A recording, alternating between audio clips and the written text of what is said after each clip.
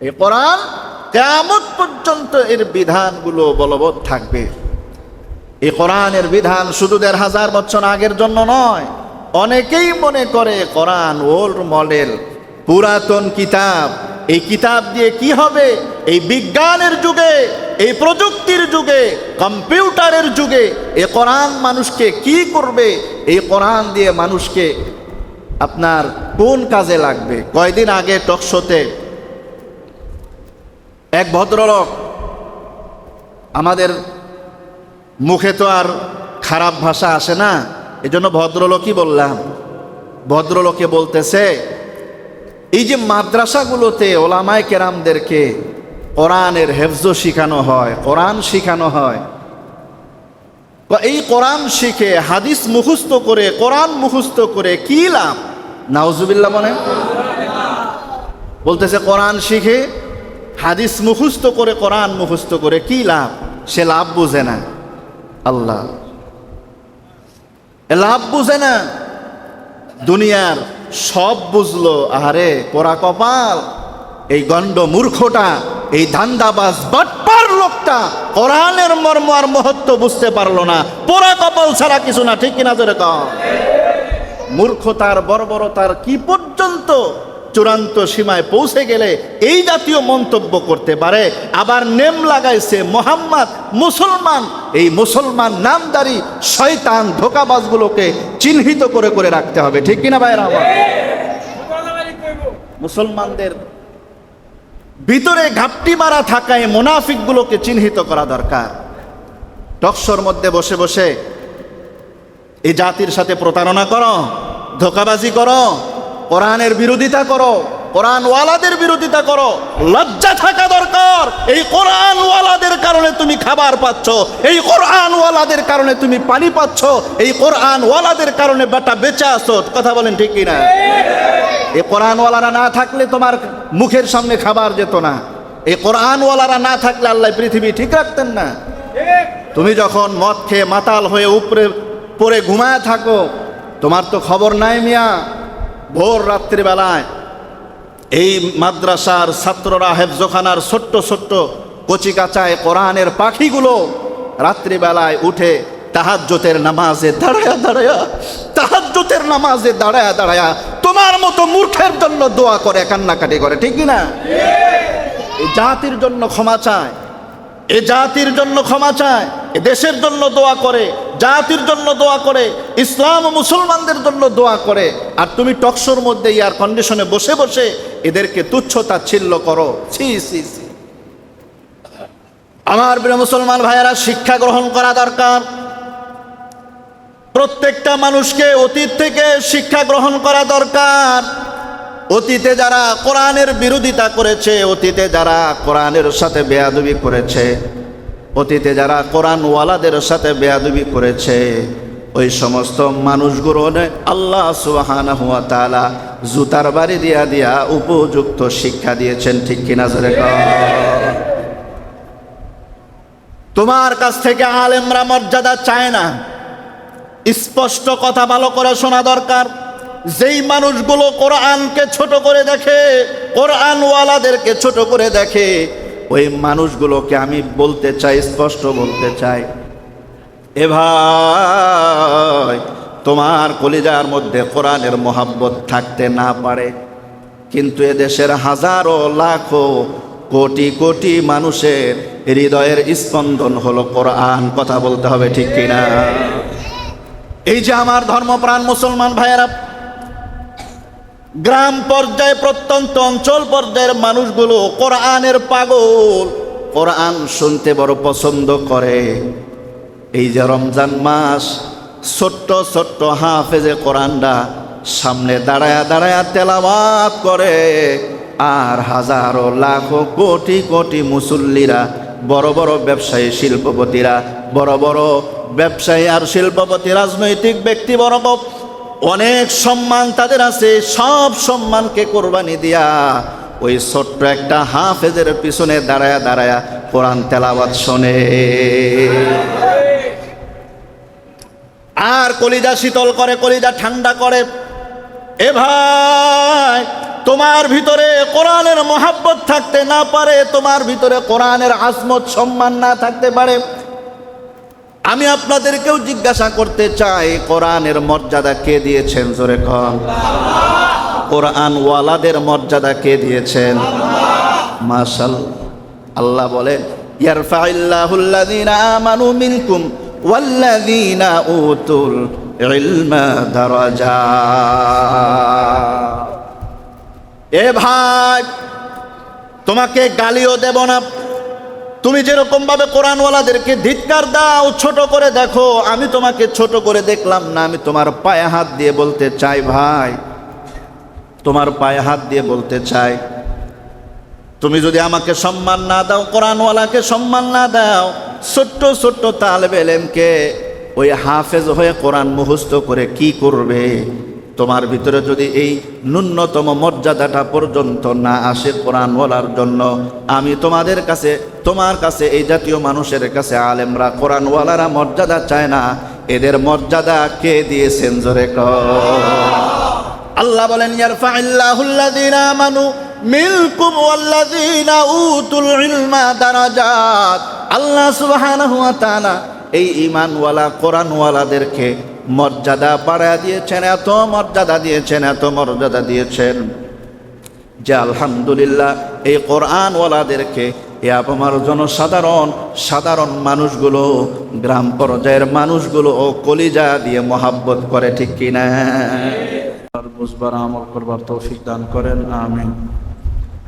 আল্লাহ সুবহানাহু ওয়া তাআলা সূরাতুল বাকারার এই আয়াতে কারিমায় মাহে রমজানের গুরুত্ব বুঝাতে গিয়া আল্লাহ সুবহানাহু ওয়া তাআলা এই আয়াতে কারিমা নাজিল করেছেন যে মাহে রমজানের গুরুত্ব বাড়লো কেন? রমজান স্বাভাবিক অন্যান্য মাসের মতো একটি মাস। অন্যান্য 11 মাসে যেই পরিমাণ দিন, ক্ষণ, টাইমের সংখ্যা ঠিক হুবহু এই মাসেও সেই একই দিন, ক্ষণ, টাইমের সংখ্যা। রমজান মাসের গুরুত্ব, তাৎপর্য এত বেশি কেন? রমজান মাসকে আল্লাহ সুবহানাহু ওয়া তাআলা আলাদাভাবে মর্যাদা কেন দিলেন? আল্লাহ সুবহানাহু ওয়া তাআলা হাদিসে কুদসিতে এই কথা কেন বললেন, আস-সাওমু লি ওয়া আনা উজজা বি ওয়া আনা আজজি বি? আল্লাহ সুবহানাহু ওয়া তাআলা এ মাহে রমজানকে আলাদাভাবে কেন বর্ণনা করলেন যে রোজা আমার জন্য, এর প্রতিদান আমি দেব? আল্লাহ সুবহানাহু ওয়া তাআলা এই মাহে রমজানের গুরুত্ব বাড়িয়েছেন। মাহে রমজানের গুরুত্ব বাড়ার কেবলমাত্র কারণ হলো এই মাসের সাথে মহাগ্রন্থ আল কোরআনের সম্পর্ক। সুবহানাল্লাহ। এটি নুজুলে কোরআনের মাস। এই মাসেই আল্লাহ সুবহানাহু ওয়া তাআলা কোরআন নাজিল করেছেন। মাহে রমাদানে আল্লাহ সুবহানাহু ওয়া তাআলা কোরআন নাজিল করার কারণে এই মাসের দাম অন্যান্য মাসের চাইতে হাজার হাজার গুণ বেশি, অনেক বেশি দাম, মর্যাদা আল্লাহ সুবহানাহু ওয়া তাআলা বাড়িয়ে দিলেন। সুবহানাল্লাহ। আমার ভাইরা,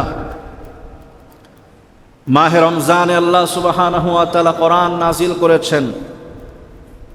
এই কোরআন সম্পর্কে, যেই কোরআনের কারণে মাসের দাম বেড়ে গেল, যেই কোরআনের কারণে শহরের দাম বেড়ে যায়, যেই কোরআনের কারণে এলাকার দাম বেড়ে যায়, মহল্লার দাম বেড়ে যায়, যেই পাহাড়ে আল্লাহ সুবহানাহু ওয়া তাআলা কোরআন নাজিল করেছেন সেই পাহাড়ের দাম বেড়ে যায়, এমনিভাবে এই কোরআনের সাথে সম্পর্কিত যত ব্যক্তি বস্তু আছে সব কিছুর দাম বাড়িয়ে দিয়েছেন একমাত্র আল্লাহ সুবহানাহু। ঠিক কিনা? আমার প্রিয় মুসলমান ভাইয়েরা, মহাগ্রন্থ আল কোরআন আল্লাহ সুবহানাহু ওয়া তাআলার কাছে অনেক বেশি দাম। আল্লাহ যত বড়, আল্লাহর কালাম তত বড়, আল্লাহর শান মান মর্যাদা যত বেশি, আল্লাহ সুবহানাহু ওয়া তাআলার কালামের শান মান মর্যাদা ততই বেশি। সুবহানাল্লাহ। আল্লাহর মান মর্যাদা শান যত বেশি, আল্লাহর কালামের শান মান মর্যাদাও ততটাই বেশি। এই কোরআন যেখানে যেখানে লেগেছে, যার সাথে লেগেছে, ওই কোরআনের কারণে জায়গা, ব্যক্তি এবং বস্তু সব কিছুর দাম আল্লাহ তাবারক তাআলা বাড়ায়া দিয়েছেন। এমনকি মাহে রমজানে কোরআন নাজিল করার কারণে এই মাহে রমজানের দাম 11টা মাসের চাইতে অনেক অনেক বেশি দাম বাড়ায়া দিলেন। সুবহানাল্লাহ। আমার প্রিয় মুসলমান ভাইয়েরা, এই জন্য কোরআনকে বুঝতে হবে, কোরআনকে জানতে হবে, কোরআন অনুযায়ী জিন্দেগি পরিচালনা করতে হবে। এই কোরআন ছাড়া আমাদের কোনো বিকল্প আর পথ নাই। এ ভাই, ব্যক্তি জীবন, পারিবারিক জীবন, সামাজিক জীবন, রাষ্ট্রীয় জীবন, আন্তর্জাতিক পর্যায়ে সর্বক্ষেত্রে সব জায়গায় কোরআনকে ফিট করা লাগবে। এই কোরআন যতদিন পর্যন্ত আমার জীবনে, পরিবারে, সমাজে, রাষ্ট্রে সব জায়গায় কোরআন যতদিন পর্যন্ত ফিট হবে না, কোরআন অনুযায়ী আমাদের জিন্দেগি পরিচালনা হবে না, ততদিন পর্যন্ত আমাদেরও দাম বাড়বে না। আমাদেরও দাম ততদিন পর্যন্ত বাড়বে না।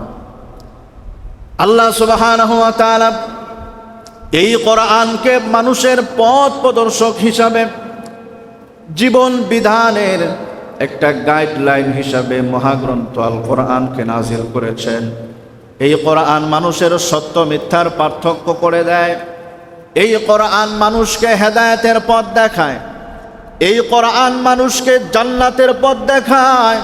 এই কোরআন মানুষকে জাহান্নামের পথ থেকে বাঁচায়। এই কোরআন আমাদেরকে চূড়ান্ত গন্তব্য জান্নাত পর্যন্ত পৌঁছিয়ে দেওয়ার জন্যই দুনিয়াতে এসেছে। এই কোরআন দুনিয়াতে আল্লাহ তাআলা নাজিল করেছেন হাবিবুল্লাহ মুহাম্মদুর রাসূলুল্লাহ সাল্লাল্লাহু আলাইহি ওয়াসাল্লামের উপরে নাজিল করা হয়েছে পৃথিবীতে মানুষদেরকে, আল্লাহ ভোলা মানুষগুলো, জাহান্নামগামী মানুষগুলোকে জান্নাতের পথ দেখাবার জন্য, সরল সঠিক পথ দেখানোর জন্যই এ কোরআন নাজিল হয়েছে। সুবহানাল্লাহ। আল্লাহ বলেন, শাহরু রমাদানাল্লাযী উনজিলা ফীহিল কুরআনু হুদাল লিন-নাসি ওয়া বাইয়িনাতিন মিনাল হুদা ওয়াল ফুরকান। আল্লাহ সুবহানাহু ওয়া তাআলা বলেন, শাহরু রমাদানাল্লাযী উনজিলা ফীহিল কুরআন,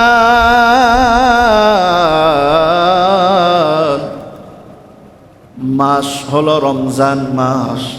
আল্লাহ এই রমজান মাসের বর্ণনা দিতে গিয়া, রমজান মাসের পরিচয় বলতে গিয়া বলতেছেন, পৃথিবীর মানুষেরা শোনো, এই রমজান মাস এটা এমন একটা মাস যেই মাসে আমি আল্লাহ আমার মহাগ্রন্থ আল কোরআন নাজিল করেছি। সুবহানাল্লাহ। কিসের জন্য? আমি এই কোরআন রমজান মাসে আমার হাবিবের প্রতি নাজিল করেছি, এজন্য হুদাল লিন-নাস, যাতে করে মানুষের হেদায়েতের পথ প্রদর্শক হিসাবে সহজ হয়। সুবহানাল্লাহ। মানুষের হেদায়েতের জন্য এ কোরআন এসেছে। হাবিবে কিবরিয়া সাল্লাল্লাহু আলাইহি ওয়াসাল্লামের আসার আগ পর্যন্ত, যতদিন পর্যন্ত পৃথিবীতে কোরআন ছিল না, আসমানি কোনো গ্রন্থ ছিল না, নবী আলাইহিস সালাতু ওয়াস সালামগণ ছিল না, 500 থেকে 550 বছর পৃথিবীর যুগটা এক বর্বরতার চূড়ান্ত পর্যায়ের, অন্ধকার মূর্খতার এক চূড়ান্ত পর্যায়ে পৌঁছে গিয়েছিল। সেই সময়টাতে কোরআন না থাকার কারণে, কিতাব না থাকার কারণে, আমার ভাইয়েরা, আল্লাহর হাবিব সাল্লাল্লাহু আলাইহি ওয়াসাল্লামকে 570 খ্রিস্টাব্দে যখন দুনিয়াতে আল্লাহ সুবহানাহু ওয়া তাআলা পাঠাইলেন এবং হাবিবে কিবরিয়া সাল্লাল্লাহু আলাইহি ওয়াসাল্লামকে 40 বছর বয়সে যখন কোরআন অবতীর্ণ করলেন, কোরআন নাজিল করলেন মুহাম্মদ সাল্লাল্লাহু আলাইহি ওয়াসাল্লামের উপর, কোরআন নাজিল করার কারণে সেই কোরআন দিয়া মানুষের দাঁড়ে দাঁড়ে বাড়ে বাড়ে ঘুরে ঘুরে সমস্ত মানুষগুলোকে এই কোরআন দিয়া মানুষকে এই কোরআনের ছায়াতলে এনে, ভাইরা আমার, আল্লাহর হাবিব সাল্লাল্লাহু আলাইহি সাল্লাম এই অন্ধকারচ্ছন্ন এই মূর্খতার বর্বরতার চূড়ান্ত পর্যায়ে পৌঁছে যাওয়া মানুষগুলোকে এক আলোর দিশা দেখাইলেন, মহা এক আলোর দিশা দেখাইলেন। যেই মানুষগুলো এতটাই আলোকিত হয়ে গেল, যেই মানুষগুলো এই কোরআনের ছায়াতলে আসার কারণে, এই কোরআন মেনে নেওয়ার কারণে, কোরআন ওয়ালার কথা শোনার কারণে পুরা পৃথিবীর মানুষগুলো এমনভাবে চমকায় গেল, আল্লাহ সুবহানাহু ওয়া তাআলা এরকম মানুষ পৃথিবীতে আর পাঠাবেন না। সুবহানাল্লাহ। এমনকি সেই মানুষগুলোকে আল্লাহ তাআলা কিয়ামত পর্যন্ত সমস্ত মানুষের জন্য দৃষ্টান্ত স্থাপন করে দিলেন। এই মানুষগুলো কিয়ামত পর্যন্ত যত মানুষ আসবে ওই মানুষগুলোর দৃষ্টান্ত বানায় দিলেন, বান্দা যদি ঈমান আনতে হয়, পরিপূর্ণ ঈমানদার যদি হতে হয়, তাহলে ওই সমস্ত মানুষের মতো ঈমান আনো যারা সর্বপ্রথম ১৫০০ বছর আগে আমার কালাম, আমার কোরআন পাওয়ার কারণে, আমার কোরআনের সংস্পর্শে আসার কারণে মানুষগুলো স্বর্ণের মানুষে রূপান্তরিত হয়ে গিয়েছিল। কামা আমানান নাস, ওই মানুষগুলোর মতোই তোমরা ঈমান এনে নাও। সুবহানাল্লাহ বলা যায় না? ওই মানুষগুলোর মতো ঈমান আনো, দৃষ্টান্ত স্থাপন করে দিলেন কোরআনুল কারীমের মধ্যে। আমার ভাইরা, মুসলমান ভাইরা, কোরআনুল কারীমের ছায়াতলে আসার কারণে খুনি মানুষগুলো ভালো হয়ে সাহাবীর মর্যাদা হাসিল করে নিলেন। যেই মানুষগুলো খুন থেকে শুরু করে, জিনা থেকে শুরু করে এমন কোনো গুনাহ নাই, এমন কোনো গুনাহ নাই যে মানুষগুলো গুনাহের কাজের মধ্যে লিপ্ত ছিল না, ওই মানুষগুলোকে ওই সমস্ত গুনাহের কাছ থেকে বাঁচায় রাখছে একমাত্র এই মহাগ্রন্থ আল কোরআনের বিধান। আল্লাহর হাবিব সাল্লাল্লাহু আলাইহি ওয়াসাল্লাম এই কোরআন দিয়া মানুষকে হেদায়েত করলেন, এই কোরআন দিয়া মানুষকে হেদায়েতের পথ দেখায় দিলেন, এই কোরআন দিয়া মানুষকে সরল সঠিকের পথ দেখায় দিলেন। এরে ভাই, এই কোরআন দিয়া আল্লাহর নবী সাল্লাল্লাহু আলাইহি ওয়াসাল্লাম গোটা পৃথিবীবাসীকে বুঝায়া দিলেন এটা সত্যের পথ আর এটা মিথ্যার পথ।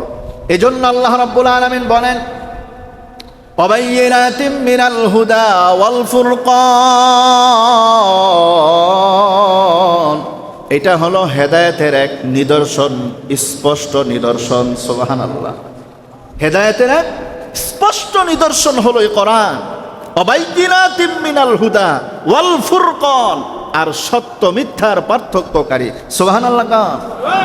আল্লাহর হাবিব সাল্লাল্লাহু আলাইহি ওয়াসাল্লামের উপর যখন এভাবে প্রকাশ্যে কোরআন বর্ণনা করে, তেলাওয়াত করে করে শোনানোর ঘোষণা আসলো, দাওয়াত প্রচার করার ঘোষণা আসলো, আল্লাহর হাবিব সাল্লাল্লাহু আলাইহি ওয়াসাল্লাম মানুষদেরকে এই কথাগুলো বলে বলে কোরআনের ছায়াতলে নিয়ে আসলেন। আর সেই মানুষগুলোই হয়ে গেল রাদিয়াল্লাহু আনহুম, রাদিয়াল্লাহু তাআলা আনহুম এর সার্টিফিকেট প্রাপ্ত। সুবহানাল্লাহ। এমনকি সাহাবায়ে কেরাম রাদিয়াল্লাহু তাআলা আনহুম আজমাইনদের মর্যাদা আল্লাহ তাআলা এত আকাশচুম্বী করে দিলেন যে তাদেরকে দুনিয়াতেই জান্নাতের সার্টিফিকেট দিয়ে দিলেন। সুবহানাল্লাহ। কি মনে করেছেন? এই কোরআনের ছায়াতলে আসার কারণে। আমার প্রিয় মুসলমান ভাইয়েরা, আল্লাহ সুবহানাহু ওয়া তাআলা এই পৃথিবীর বুকে কোরআন নাজিল করে মানুষদের জন্য বড় উপকার করেছেন, মানুষদের বড় ভাগ্যের পরিবর্তন করেছেন। ১৫০০ বছর আগের মানুষ যদি এই কোরআন বোঝার কারণে, কোরআন মেনে নেওয়ার কারণে, কোরআনের ছায়াতলে আসার কারণে তারা স্বর্ণের মানুষে রূপান্তরিত হতে পারে, দৃষ্টান্ত স্থাপনকারী রূপে মানুষ হতে পারে। এই ১৫০০ বছর পরেও একইভাবে এই কোরআনের ছায়াতলে আসার কারণে, কোরআন মেনে নেওয়ার কারণে, এই কোরআনের অনুশাসন মেনে নেওয়ার কারণে আজও সম্ভব এই মানুষগুলো স্বর্ণের মানুষে রূপান্তরিত হওয়া, কোনো সন্দেহ নাই। এই কোরআন কিয়ামত পর্যন্ত এর বিধানগুলো বলবৎ থাকবে। এই কোরআনের বিধান শুধু ১৫০০ বছর আগের জন্য নয়। অনেকেই মনে করে কোরআন ওল্ড মডেল, পুরাতন কিতাব। এই কিতাব দিয়ে কি হবে? এই বিজ্ঞানের যুগে, এই প্রযুক্তির যুগে, কম্পিউটারের যুগে এই কোরআন মানুষকে কি করবে?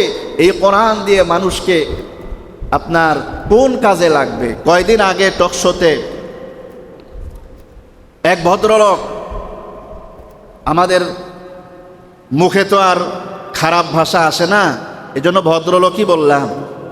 ভদ্রলোকে বলতেছে, এই যে মাদ্রাসাগুলোতে ওলামায়ে কেরামদেরকে কোরআনের হেফজ শিখানো হয়, কোরআন শিখানো হয়, এই কোরআন শিখে হাদিস মুখস্থ করে, কোরআন মুখস্থ করে কি লাভ? নাউজুবিল্লাহ মনে বলতেছে, কোরআন শিখে হাদিস মুখস্থ করে, কোরআন মুখস্থ করে কি লাভ? সে লাভ বুঝে না। আল্লাহ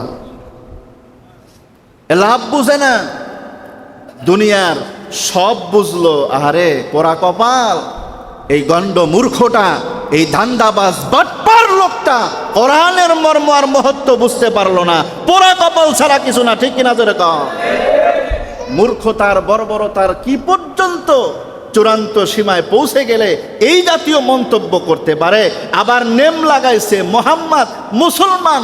এই মুসলমান নামদারি শয়তান ধোঁকাবাজগুলোকে চিহ্নিত করে করে রাখতে হবে, ঠিক কিনা ভাইরা আমার? মুসলমানদের ভিতরে ঘাপটি মারা থাকায় মুনাফিকগুলোকে চিহ্নিত করা দরকার। টকশোর মধ্যে বসে বসে এই জাতির সাথে প্রতারণা করো, ধোঁকাবাজি করো, কোরআনের বিরোধিতা করো, কোরআনওয়ালাদের বিরোধিতা করো। লজ্জা থাকা দরকার। এই কোরআনওয়ালাদের কারণে তুমি খাবার পাচ্ছ, এই কোরআনওয়ালাদের কারণে তুমি পানি পাচ্ছ, এই কোরআনওয়ালাদের কারণে বেটা বেঁচে আছো। কথা বলেন ঠিক কিনা? এই কোরআনওয়ালারা না থাকলে তোমার মুখের সামনে খাবার যেত না। এই কোরআনওয়ালারা না থাকলে আল্লাহ পৃথিবী ঠিক রাখতেন না। তুমি যখন মদ খেয়ে মাতাল হয়ে উপরে পরে ঘুমায় থাকো, তোমার তো খবর নাই মিয়া। ভোর রাত্রিবেলায় এই মাদ্রাসার ছাত্ররা, হেফজখানার ছোট্ট ছোট্ট কচিকাচায় কোরআনের পাখিগুলো রাত্রিবেলায় উঠে তাহাজ্জুদের নামাজে দাঁড়ায়া দাঁড়ায়া, তাহাজ্জুদের নামাজে দাঁড়ায়া দাঁড়ায়া তোমার মতো মূর্খের জন্য দোয়া করে, কান্নাকাটি করে, ঠিক কিনা?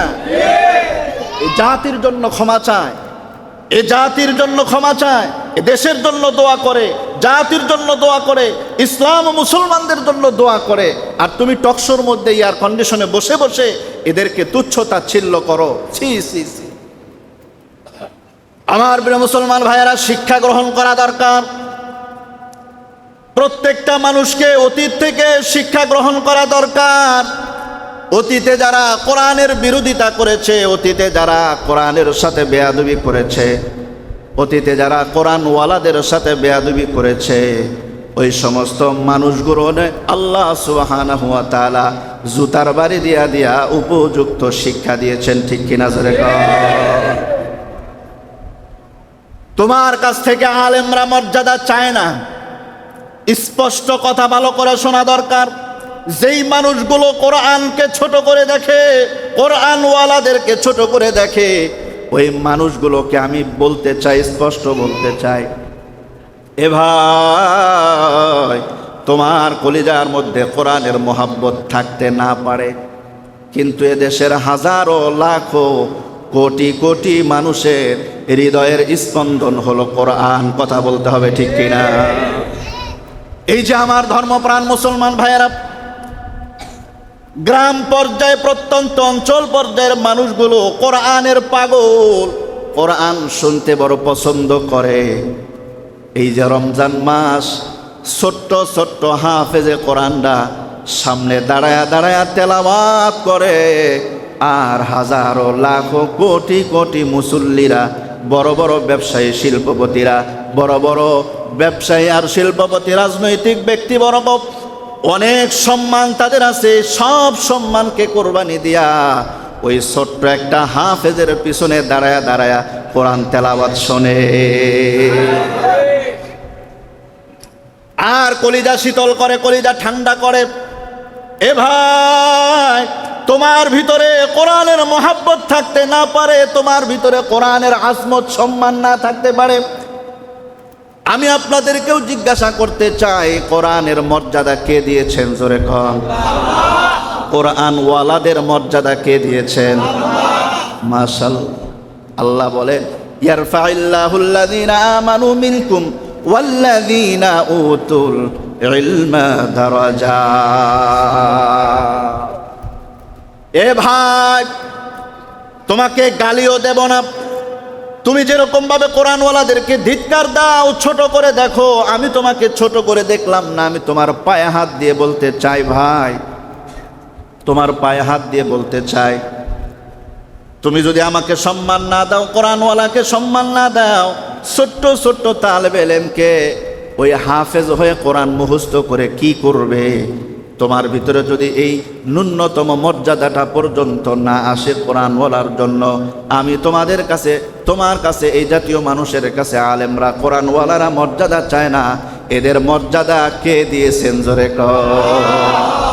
আল্লাহ বলেন, ইয়ারফাইল্লাহুল্লাযীনা আমানু মিনকুম ওয়াল্লাযীনা উতুল ইলমা দারাজাত। আল্লাহ সুবহানাহু ওয়া তাআলা এই ঈমানওয়ালা কোরআনওয়ালাদেরকে মর্যাদা বাড়ায় দিয়েছেন, এত মর্যাদা দিয়েছেন, এত মর্যাদা দিয়েছেন যে আলহামদুলিল্লাহ এই কোরআনওয়ালাদেরকে আমার সাধারণ মানুষগুলো, গ্রাম পর্যায়ের মানুষগুলো ও কলিজা দিয়ে মহাব্বত করে, ঠিক কিনা? কোরআনওয়ালাদেরকে কলিজা দিয়ে মহাব্বত করে। কোরআনকে মানুষ যতটাই সম্মান করে, এ আপনাদের মতো মুসল্লিরা, কোরআন প্রেমী মানুষগুলো এতটাই কোরআনওয়ালাদেরকে সম্মান করে। কিঞ্চিত কিছু পরিমাণ লোক তো থাকবেই। ওই সময় তো ছিল রসুলের যুগে আবু জেহেল, উতবা, সাইবা ছিল কিনা বলেন? তারাও তো ছিল, এ কোরআনের বিরোধিতা করেছে, সরাসরি বিরোধিতা করেছে। আল্লাহ সুবহানাহু ওয়া তাআলা তাদের দৃষ্টান্ত দিয়েছেন, লম্বা হয়ে যাবে, বলার সুযোগ নাই। কোরআনের চ্যালেঞ্জ করে, এ কোরআনের মতো তারা সূরা আরেকটা বানাবে, কোরআনের মতো আরেকটা কপি বানাবে, খুব চেষ্টা করেছিল। আপনার মতো এই ছোটখাটো মাথাওয়ালা ছিল না ওই সময় আরবের যুগে।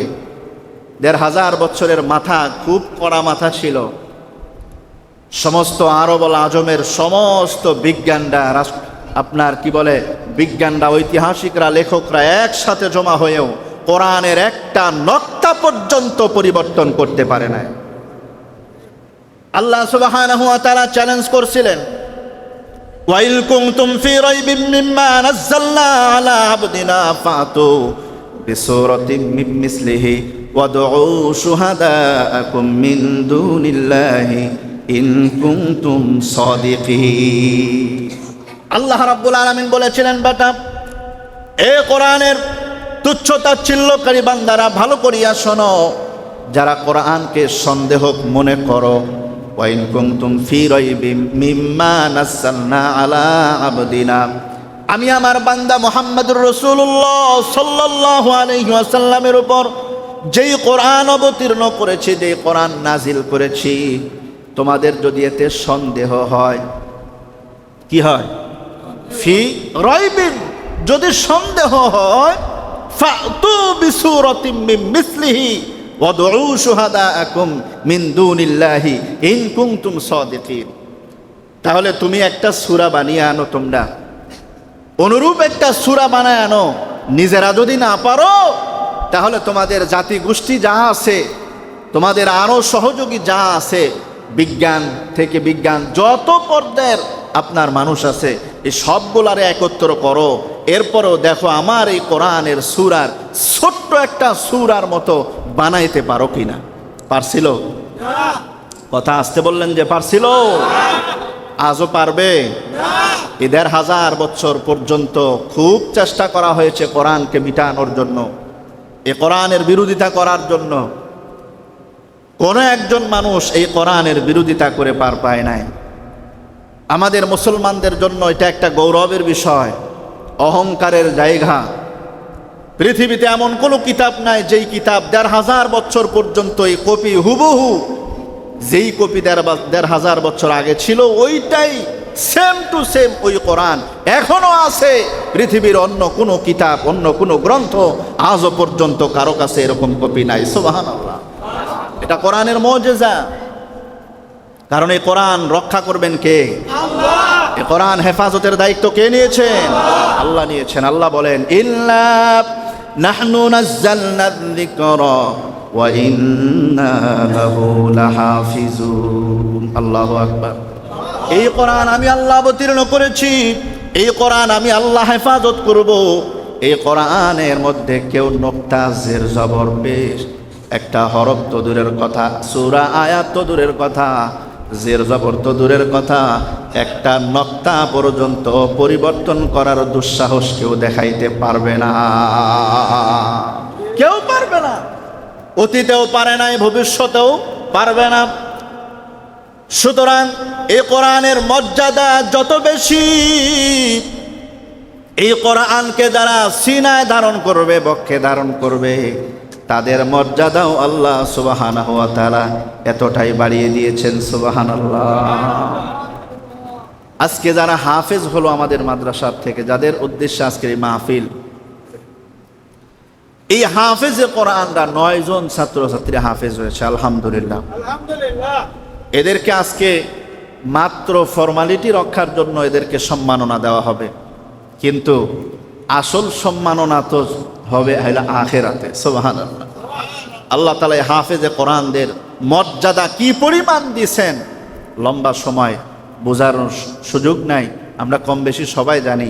এই হাফেজে কোরআনদেরকে ওই দিন বোঝা যাবে, এই হাসরের মাঠ যখন জমজমাট থাকবে, পুরা ময়দানটা যখন মানুষ হাহাকার হয়ে থাকবে, চিৎকার করতে থাকবে, ওই সময় এই হাফেজে কোরআনদেরকে মানুষ দেখে দেখে চিনতে পারবে। সুবহানাল্লাহ।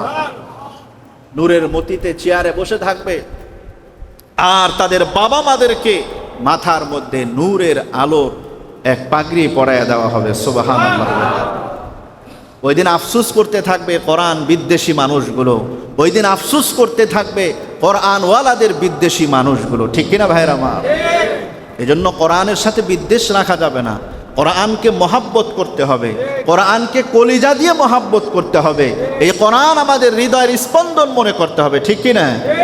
এই কোরআনের কারণেই তো আল্লাহ তাআলা আমাদেরকে দুনিয়াতে রাখছেন। কোরআন যেদিন থাকবে না, আমরাও থাকবো না, পৃথিবী আল্লাহ তাআলা রাখবেন না, ধ্বংস করে দিবেন। আর এই কোরআন রাখতেছেন হইল এই কোরআনের ধারকবাহকদের মাধ্যমে। সুবহানাল্লাহ। সংরক্ষণ হচ্ছে, একজন হাফেজ হচ্ছে, সে আরো 10 জন বানাবে, সে আরো 10 জন বানাবে, এভাবে বানাতে বানাতে এখন সমস্ত পৃথিবীর মধ্যে মুহতারাম হাজিরিন এত হাফেজ কোরআন ধ্বংস করবে কিভাবে? সুবহানাল্লাহ। সংরক্ষণ কে করেন? আল্লাহ। মনে রাখতে হবে, জন্য বুঝতে হবে ভাইরা আমার প্রিয় মুসলমান ভাইরা। ছোট্ট একটা হিন্দুস্তানের ওয়াকিয়া বলে আমি কথা শেষ করে দিচ্ছি। বাদশাহ আলমগীর যখন মসনদে বসলেন, বসার পর উনি লক্ষ্য করলেন তার জমানাতেও তার রাজত্বের মধ্যে কিছু মানুষ আলেমদেরকে সম্মান করে না। নেত্রী পর্যায়ের মানুষগুলো, এমপি মন্ত্রীগুলো, মন্ত্রী পরিষদ গভর্নরগুলো সমাজের আলেমদেরকে মূল্যায়ন করে না, রাজ্যের আলেমদেরকে মূল্যায়ন করে না। উনি যেহেতু নিজেও আলেম ছিলেন, এজন্য আলেমদের মর্যাদা, আলেমদের সম্মান তিনি ভালো করেই জানতেন, বুঝতেন। মিছিল মিটিং আর পোস্টার করে মাইকিং করে খবর দিলেন না, জানায় দিলেন না যে আলেমদেরকে সম্মান করতে হবে, কোরআনওয়ালাদেরকে সম্মান করতে হবে। উনি একটা টেকনিক অবলম্বন করলেন, একটা পদ্ধতি অবলম্বন করলেন। এ ভাই, বাদশাহ আলমগীর ডাক দিয়া বললেন, এ আমার দেশের উজির নাজিররা, আমার এমপিরা, মন্ত্রীরা, আমার নেতৃবর্গ, মানুষেরা যারা আছো, আমি তোমাদের সাথে একটা মিটিং করতে চাই, পরামর্শ করতে চাই। বাদশাহ আলমগীর রহমতুল্লাহি আলাইহি মিটিং ফিক্স করলেন, সবার সাথে কথা বললেন, কথা বলে একজন একজন করে ডাকলেন, আর একজন একজন করে ডেকে ডেকে বাদশাহ আলমগীর এক একজনকে এক একটা মাসআলা জিজ্ঞাসা করলেন। একজন ডাক দেয় আর একটা মাসআলা জিজ্ঞাসা করে। কি সুন্দর এক টেকনিক খাটাইলেন। একজন ডাক দিছে গভর্নরকে, তুমি এদিকে আসো। তো আসছে, তাকে জিজ্ঞাসা করা হয়েছে, এই অজুর ফরজটা বলো তো দেখি। সে তো জীবনে নামাজও পড়ে না, অজুর ফরজ বলবে কি করে? অজুর ফরজ বলতে পারে না। ঘাবড়ায় গেছে। প্রথম তো ডাক দেওয়ার পরে অজুর বদনা টদনা আনতে বলছে, পরে খুব খুশি, আহারে বাচ্চা আমারে ডাকছে, একটু অজু টজু করায় দিতে হবে, হয়তোবা একটু পানি টানি আগায় দিতে হবে, আমার ক্রেডিট আরও বাড়বে। তো সেই উদ্দেশ্যেই বাদশার কাছে গেছেন। গিয়া তো ধরা, যখন জিজ্ঞাসা করছে অজুর ফরজটা বলো তো, অজুর ফরজ কয়টি? সম্মানিত ভাইরা, আমাদের ভিতরে এরকম বহু মানুষ, নেত্রী পর্যায়ের বলেন আর সাধারণ পর্যায়ের বলেন, আওয়ামুন নাসদের মধ্যে বহু মানুষ এরকম আছে কিনা যারা অজুর ফরজ চারটা জানেন? আছে না নাই? আরে কপাল পোড়া। গভর্নরকে ডাক দিয়ে বললেন, অজুর ফরজ বলো। বলতেছে, বাদশাহ আলমগীর, আমি তো অজুর ফরজ বলতে পারলাম না, বলতে পারি না, ঘামায় গেল। এমন জোরে ধমক দিলেন, মিয়া জাতির নেতৃত্ব দাও, তোমার কথায় হাজারো মানুষ ওঠে আর বসে, এতগুলো মানুষ তোমার পিছনে পিছনে ঘোরে, এতগুলো মানুষকে তুমি পরিচালনা করো, অথচ তোমার মতো একটা নেত্রী পর্যায়ের মানুষ অজুর ফরজ না। লজ্জা করা দরকার। ঘামায় গেলেন, ছেড়ে দেওয়া হলো তাকে। বললেন যে আগামী থেকে যেন এই কথা আর না শুনি, আমি অজুর ফরজ পারি না, এই কথা কিন্তু আগামীতে বলা যাবে না। আর একজনকে ডাক দিলেন, নামাজের ওয়াজিব কয়টা, ফরজ কয়টা, মুস্তাহাব কয়টা, সুন্নতে মুআক্কাদা কয়টা, সুন্নতে জায়েদা কয়টা, এক একটা করে বলো। একটাও বলতে পারে না। বলে যে, বাদশাহ জীবনেও আমি নামাজ পড়ি ঠিক আছে, কিন্তু ফরজ ওয়াজিব সুন্নত মুস্তাহাব আমি জীবনেও শিখি নাই। বাদশাহ বললেন, বলো কি? তুমি একটা রাষ্ট্রের গভর্নর, তুমি একটা এলাকার, একটা গ্রামের গভর্নর, তুমি একটা এলাকার মন্ত্রী, তোমার পিছনে এতগুলো মানুষ চলাফেরা করে, এতগুলো মানুষ তোমার কথায় উঠে বসে, তুমি নামাজের ফরজটা বলতে পারো না, দুঃখের বিষয়। ধমক দিয়া দিলেন। আর বললেন, সামনের থেকে যেন এ জাতীয় কথা আর না শুনি, অবশ্যই নামাজের ফরজ ওয়াজিব সুন্নত মুস্তাহাবগুলো শিখে আসবা। তার মাথাও নষ্ট হয়ে গেল। এ ভাই, এমনিভাবে সবগুলো মানুষগুলোকে যখন একত্রে এক এক করে ডাকা হলো, আর এক একটা মাসআলা জিজ্ঞাসা করে, রোজার মাসআলা জিজ্ঞাসা করে, হজের মাসআলা জিজ্ঞাসা করে, যাকাতের মাসআলা জিজ্ঞাসা করে, তায়াম্মুমের মাসআলা জিজ্ঞাসা করে, গোসলের মাসআলা জিজ্ঞাসা করে, একটাও পারে না। কিছু কিছু পারে, কিছু কিছু পারে না। বাদশা ঘোষণা দিয়া দিলে, আগামী 1 মাসের মধ্যে সবাইকে সবগুলো প্রয়োজনীয় মাসআলা শিখে আসতে হবে। সুবহানাল্লাহ। সবার মাথা আওলায় গেল, পাগলের মতো হয়ে গেল। এবার ছুটে খালি হুজুর খুঁজে। কি খুঁজে? আলেমদেরকে খুঁজে, হুজুরদেরকে খুঁজে। হুজুর কোথায়, মৌলবী কোথায়, মাওলানা কোথায়, আলেম কোথায়? আলেমদেরকে খুঁজে খুঁজে বেড়ায়, আর হাতে পায়ে ধরে, 500 রুপি দেব, 500 রুপি দেব, আমারে মাসআলা শিখায় দাও। আলেম এবার বলে, না না, 500 রুপি দিলে হবে না, 1000 রুপি দিতে হবে। 1000 রুপি বুঝি না, 2000 রুপি বুঝি না, 5000 রুপি বুঝি না, যা চাও সব দেব। আমার মন্ত্রিত্ব চলে যাবে, আমার গভর্নরগিরি চলে যাবে, আমাকে মাসআলা শিখাও, না হয়তো আমার কপালে অবস্থা খারাপ। আমারে শিখাও, তোমার কি লাগবে আমি সব দেব। কি একটা টেকনিক খাটায় বাচ্চা আলমগীর আলমদেরকে মর্যাদা বাড়ায়া দিলেন। সুবহানাল্লাহ বিহামদি। আল্লাহ সুবহানাহু ওয়া তাআলা এই আলেমদের মর্যাদা এই জনসাধারণের মধ্যে এমনিভাবে আল্লাহ তাআলা করে দিয়েছেন। সুবহানাল্লাহ। এই যে আপনারা প্রতি জুমায় আসেন জুমার নামাজ পড়ার জন্য, আমি কথা বলি আপনারা শোনেন, আমি রুকু দিলে আপনারা রুকুতে যান, আমি সেজদা দিলে আপনারা সেজদাতে যান, এমনিভাবে হাজারো লাখো কোটি কোটি ইমামগণ আজকে নামাজ পড়াবে, কত মানুষ লাইন ধরে পিছনে ইক্তেদা করবে, একটা মানুষ এই কথা বলবে না, প্রতিবাদ করবে না যে হুজুর আপনি রুকুতে কেন গেলেন, দাঁড়িয়ে থাকি আর কিছুক্ষণ, সেজদায় কেন গেলেন আর 2 মিনিট দাঁড়িয়ে থাকি, বলে কি না? এইভাবে কি বলে? প্রতিবাদ করে না, বিরোধিতা করে না, পারে না, নত স্বীকার করে, কিন্তু বিরোধিতা করে না। আর যাদের কপাল পোড়া, হতভাগ্য, এরাই কেবল আলেমদেরকে, কোরআনওয়ালাদের বিরোধিতা করে, ঠিক কিনা ভাইরা আমার? এজন্য আমার প্রিয় ভাইরা, আমি সবাইকে উদাত্ত আহ্বান জানাবো, কোরআনের ভালোবাসা কলিজা দিয়ে করতে হবে। কলিজার থেকে কোরআনের ভালোবাসা, উপরে উপরে কোরআনকে ভালোবাসি, মহাব্বত করি, হবে না, এটা মিথ্যা। এই জন্য কলিজা দিয়ে মহাব্বত করতে হবে। কোরআন যারা শিখে, কোরআন যারা শিখায়, এদেরকে আল্লাহ রাসূল উত্তম বলেছেন, সর্বোত্তম বলেছেন। এজন্য আমরাও এই কোরআনওয়ালাদেরকে মর্যাদা দেব ইনশাআল্লাহ। যারা হাফেজ হবে, যারা কোরআনওয়ালা, যারা কোরআনের সাথে সম্পৃক্ত রাখে, এদেরকেও মর্যাদা দেব। এদের মর্যাদা দিতে সরাসরি কে বলেছেন? আল্লাহ বলেছেন। আল্লাহ এদের মর্যাদা দিয়েছেন। ভাইরা আমার, আল্লাহ আমাদের সবাইকে, এই আলেমদেরকে, কোরআনকে, কোরআনওয়ালাদেরকে মর্যাদা দেওয়ার তৌফিক দান করেন। এই কোরআনের মাসে আমাদেরকে কোরআন থেকে সবক নেওয়ার তৌফিক